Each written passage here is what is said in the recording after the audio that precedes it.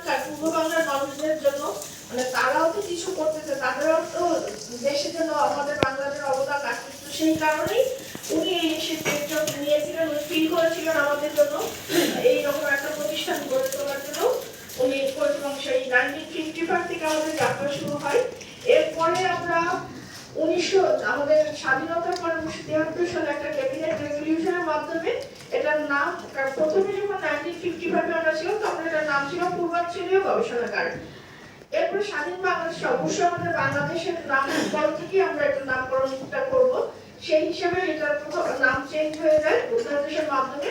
তখন আমরা পরিচিত হই Bangladesh council of scientific and industrial research, যার সংক্ষেপে BCSIR নামে পরিচিত। বাট আনফরচুনেটলি লোকজন BCSIR বললে খুব কমই চেনে, বলে ওই সায়েন্স ল্যাব কিংবা বাস স্ট্যান্ড। তো আজকে থেকে আপনি আশা করুন আমার সাংবাদিক ভাইরা এই বাস স্ট্যান্ড নামও আর আমাদের সাথে লাগবে না। আপনারা আমাদেরকে নিশ্চয়ই হেল্প করবেন যে আমরা এখান থেকে বের হয়ে আসবো। আমরা সায়েন্স ল্যাবরেটরি না, আমরা BCSIR হিসেবে পরিচিত হব। আর এরপরে যেহেতু আমাদের আইনটা 73 পরে আমাদের 2013 সালে আইন প্রণয়ন করা হয়, সেই আইনের মাধ্যমে আমরা পরিচালিত হচ্ছি। আর আমাদের যখন শুরু হয় BCSIR সেই 55 তখন প্রথমে তো একটা গবেষণাগার ছিল ঢাকা 1955 এ ঢাকার এই মেইন ইউনিটটা। দেন 1965 এ আমাদের চট্টগ্রাম গবেষণাগারটা হয়, তারপরে 1967 এ রাজশাহী গবেষণাগারটা হয়েছিল। আর স্বাধীনতার পরে ওখানে আপনারা দেখতে পাচ্ছেন যে গ্র্যাজুয়ালি আমাদের ক্লাস্টার করে আমরা একটা টাইমে একটা দশকে যে আমরা এক্সপ্যান্ড হয়েছি। যেমন 80 দশকে আমাদের জ্বালানি গবেষণা ইনস্টিটিউট নামে একটা ইনস্টিটিউট হয় প্রথম BCSIR থেকে, এবং পরে বর্তমানে এটা এনার্জি রিসার্চ ইনস্টিটিউট হিসেবে পরিচিত আছে। দেন আমাদের খাদ্য বিজ্ঞান প্রযুক্তি ইনস্টিটিউটটা সেটা হয়, তারপরে হয় 1980 সালে ছিল IRD, 83 সালে ছিল খাদ্য বিজ্ঞান এবং pilot plant and process development centre. এরপরে আমরা এই 99 2000 2001 ওই রকম সময়ে আবার দুটো এডিপি প্রজেক্ট আমাদের বাস্তবায়িত হয়, যেগুলো 95 96 97 থেকে শুরু হয়েছিল। একটা এডিপি প্রজেক্ট থেকে আমরা লেদারের উপর ছিল, সেখান থেকে আমরা লেদার রিসার্চ ইনস্টিটিউট, ওটা আগে একটা ডিভিশন হিসেবে ছিল, পরে আমরা একটা পূর্ণাঙ্গ ইনস্টিটিউট হিসেবে লেদার রিসার্চ ইনস্টিটিউটটাকে পাই। এরপরে glass and ceramic research institute, যেটা IGCAT নামে পরিচিত, institute of glass and ceramic research and testing, ওটা হয়। এরপরে আমরা কিছু সময় সাথে আধুনিক গবেষণা করার জন্য biomedical research institute, biomedical and toxicological research institute, তারপরে institute of national analytical research and services, যেটা ইনাস নামে পরিচিত।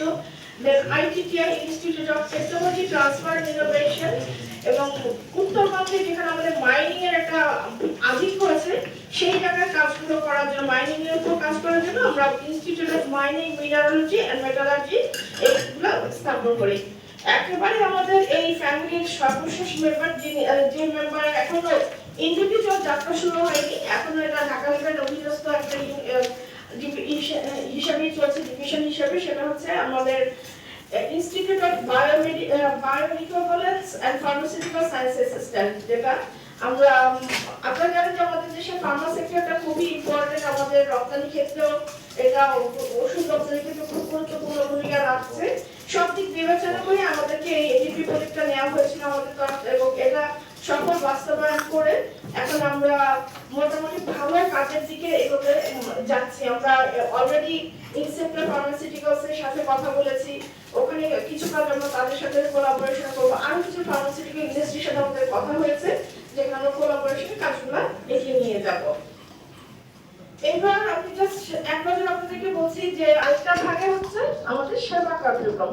এখন গবেষণার মধ্যে আমরা কি কি করে থাকি, ডেফিনেটলি গবেষণাটাই কিন্তু আমাদের প্রধান কাজ। আমরা R&D প্রকল্প পরিচালনা করে থাকি, প্রকল্প নিয়ে বাস্তবায়ন করে থাকি। এরপরে R&D প্রকল্পের আওতায় কিংবা আমাদের নিজস্ব রিসার্চের সহযোগী হিসেবে আপনাদের যে বিভিন্ন ইউনিভার্সিটিগুলোতে তাদের MS, MPhil বা PhD স্টুডেন্টদের থিসিসের কাজ, ইউনিভার্সিটিতে হয়তো পর্যাপ্ত সুবিধা নাই, তাদের ফ্যাসিলিটিস হয়তো পর্যাপ্ত নাই, তারা আমাদের কাছে তাদের স্টুডেন্টদেরকে দিয়ে দেয় এবং আমরা তাদেরকে সুপারভাইজ করে থাকি। আর এর বাইরে রিসার্চের আমাদের আরেকটা কাজ হচ্ছে আমরা এভরি ইয়ার ধরেন আমাদের মোটামুটি রাউন্ড ইয়ার 100 ফেলো শিপ আমরা দিয়ে থাকি। সেটা বিভিন্ন সাবজেক্টে বিভিন্ন সহায়তা আমরা এবার দিলাম, আবার হয়তো সে এক বছর আমরা ফেলোদেরকে 4 বছর পর্যন্ত কন্টিনিউ করি বিভিন্ন সাবজেক্টেই আমাদের প্রয়োজন অনুযায়ী, এবং এটা ইয়ারলি তাদের পারফরমেন্সের উপর আমরা কন্টিনিউ করে থাকি ফেলোদেরকে। এবং মোটামুটি ধরেন 100টা হচ্ছে আমাদের ফেলো নেওয়ার আছে, মানে পোস্ট আছে ফেলো আমরা নিতে পারি।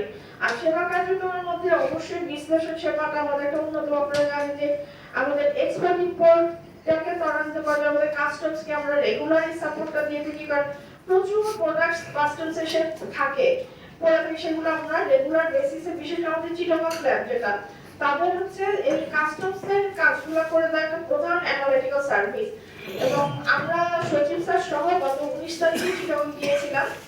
স্যার চিটাগং কোর্টের যিনি চেয়ারম্যান আছে স্যার ঢাকা থেকেই ওই চেয়ারম্যান মহোদয়ের সাথে অ্যাপয়েন্টমেন্ট করে গিয়েছিলেন। আমরা বিসিএস স্যার থেকে আমি চেয়ারম্যান হিসাবে এবং অ্যাটমিক এনার্জি থেকে অ্যাটমিক এনার্জি চেয়ারম্যান মহোদয় আমাদেরকে নিয়ে স্যার গিয়েছিলেন কোর্টে কথা বলতে বা একটা মিটিং করতে, যে কিভাবে আমরা এই বিশ্লেষণ সেবাটাকে আরো ত্বরান্বিত করতে পারি, আরো দ্রুত করতে পারি।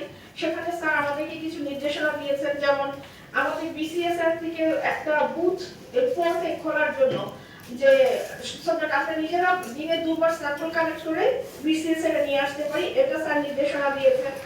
তারপর ন্যাশনাল সিঙ্গেল উইন্ডোতে আমাদেরকে অন্তর্ভুক্ত হতে বলেছেন, সো দ্যাট আমরা ওই রিপোর্টগুলো অনলাইনে জেনারেট করতে পারি এবং আমাদের পেমেন্ট সিস্টেমও মানে ক্লায়েন্টরা অনলাইনে করতে পারে হ্যাসেল ফ্রি করার জন্য। এবং আমাদেরকে স্যার একই সাথে নির্দেশনা দিয়েছেন যে অ্যানালিসিসের যে সময়টা, এই সময়টাকে যেন আমরা পার্কিং থাকে যথাসম্ভব যতটুকু সম্ভব কমিয়ে আনা যায় সেই কাজগুলো আমরা করছি।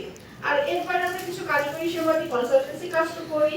আর এই আমাদের সমস্ত কাজগুলো মিলেই আমরা দেশের সেবা করছি, সেটা আমরা সোসাইটিকে সার্ভিস দিচ্ছি। তো আজকে আমি বিসিএস এর ওই ইন্ডিভিজুয়ালি প্রতিটা ইউনিটের সম্পর্কে বেশি জানবো না, যেহেতু আজকে আমরা আপনাদের কাছে আমাদের প্রোডাক্ট এবং গবেষণার ফলে যে প্রোডাক্টের জিনিসগুলোকে তুলে ধরতে চাচ্ছি, কারণ আমরা কিছুটা পরিচিতি চাচ্ছি। তো আপনারা এখানে ছবি দেখতে পাচ্ছেন যে আমাদের বিভিন্ন প্রোডাক্ট এখানে দেওয়া আছে, এবং এই প্রোডাক্টগুলো আপনারা বাইরে দেখেছেন। তো সেটার জন্য আমরা আয়োজন করছি আজকে আমাদের আপনাদের সাথে এই আলোচনা। এখানে আমি দেখাচ্ছি যে আমাদের সায়েন্টিস্টরা তারা এই প্রোডাক্টগুলো নিয়ে এখানে দাঁড়িয়ে আছে। আসলে তাদের তো এই প্রোডাক্টগুলো নিয়ে এখানে দাঁড়িয়ে থাকার কথা না, এই তাদের কাজ ল্যাবে, তারা কাজ করবে প্রোডাক্ট ডেভেলপ করবে, লিজ আউট, এইগুলো তো মানে বিসিএস এর কাজ করছে, জিনিসগুলো সারা করে যাওয়ার কথা, কিন্তু সামহাউ আমরা হয়তো ওই পয়েন্টে পৌঁছাতে পারি না। আমরা লিজ দিতে গেলেও দেখা যায় যে আমাদের প্রোডাক্ট হয়তো সচিব স্যার আসে, যখন আসবে স্যার বলবেন আমাদের কিন্তু অনেকগুলো প্রোডাক্ট স্যার পার্সোনালি ইউজ করছেন। এইটা করার পরে ওখানে আমরা মানে বেশ ভালো বড় বড় যে আমাদের লিডিং কোম্পানিগুলো আছে বা যে ব্যবসায়িক প্রতিষ্ঠানগুলো আছে তাদের মধ্য থেকে আমরা সারা বিশ্বে ওখানে অনেকে আমাদেরকে বলেছেন যে আসলে বিসিএস এর এত কাজ করে আমরা তো আসলে এটা জানি না বা আমরা তো এতদিন শুনিনি। এটা আমাদের প্রথমবারের মতো বাংলাদেশে ইনোভেশন ফেয়ার আয়োজন করবেন স্যার, যেটা এই জানুয়ারি মাসে হওয়ার কথা ছিল, ইনফ্যাক্ট আজকেই ছিল, 22, 23, 24 আজকেই ছিল। তো বিশাল না আমাদের লাগবে আপনাদের সহায়তা। এই বিসিএস এর উদ্ভাবিত প্রযুক্তি আমরা বাজারজাত করতে চাই বা মন্ত্রণালয়ের অধীনস্থ অন্যান্য সংস্থাগুলোও যদি করতে চাই, আসলে আপনাদের সহযোগিতাটা আমাদের দরকার।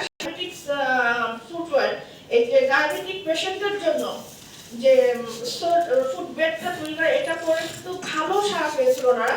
আমি এটা আরো কয়েক বছর আগে করেছিল কাজটা, আপনার বার্ডেমের সহযোগিতা, বার্ডেমের যে আজাদ স্যার আছেন উনি ওনার পেশেন্টদের উপরে কিছু মানে কি বলবো যেটা এক্সপেরিমেন্ট বাস্তব ডাটা নেওয়া যেটা সেটা করেছিলেন, দেওয়ার জন্য ওয়েট করছি। এরপরে আমাদের এনার্জি রিসার্চ ইনস্টিটিউটের একটু কাজ যদি আপনাদের সাথে শেয়ার করি। এখানে বাংলাদেশের যে প্রথম thin film solar cell, second generation solar cell, এইটা কিন্তু